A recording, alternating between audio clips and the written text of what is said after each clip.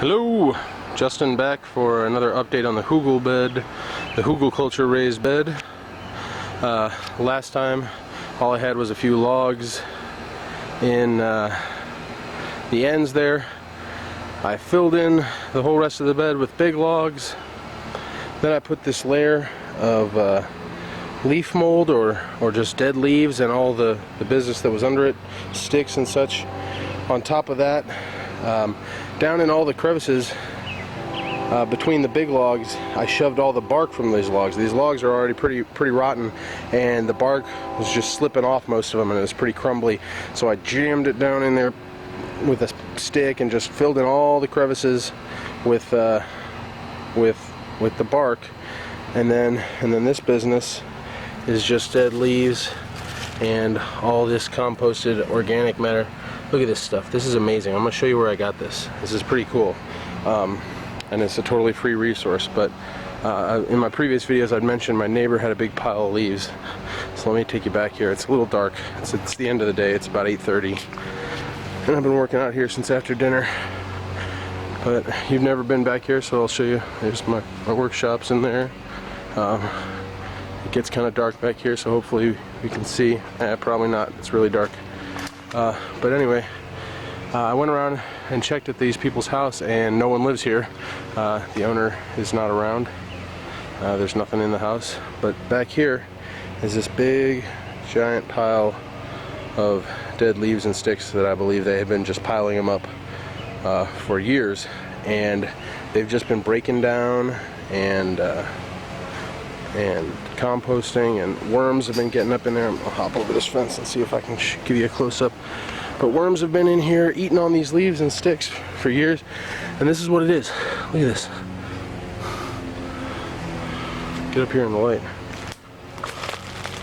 It's just this pile of just pure, beautiful compost. Pure, beautiful worm casting compost, because that's all just from my phone was ringing. That's all just from worms eating on that. This is what I'm trying to get over here. This is a little tricky, one-handed.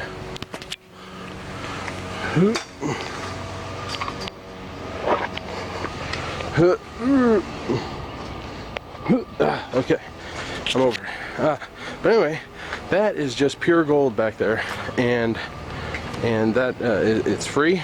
It's right here where I need it. So that's a major jackpot. That's a big score. I may not even go get like the goat or sheep manure that I was looking at on Craigslist. I may not, if that stuff's good enough and I can fill in enough space with that, because basically I'm just going to fill all this in, fill in these gaps between these big logs, and then start piling soil stuff on top of it. So all my compost, all that stuff back there in that pile.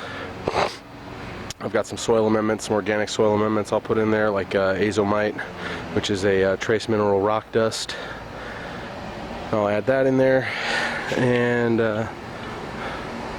yeah, I guess that's about it for this time. It's starting to take shape. It should be, kind of mounded up over the top here. And the theory is that these logs just break down slowly over time and self-fertilize the soil. They become the soil, and they act as a wick, draws moisture up out of the ground and holds it. So you almost never have to water. After your first year, they say it takes about a year for these to really get established. But after the first year, you really never have to water these, and it should be fertile for 10, maybe up to 20 years.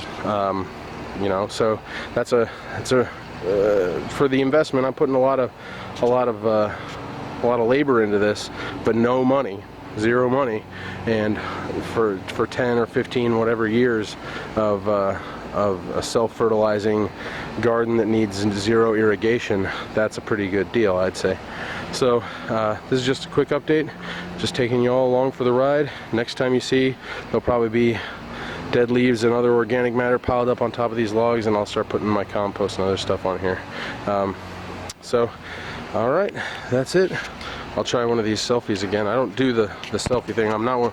This is me working. Oh, I might have pushed a button. This is me working on the garden. But woo, all right. So thanks for watching. This is Justin. I'll see you on the next one.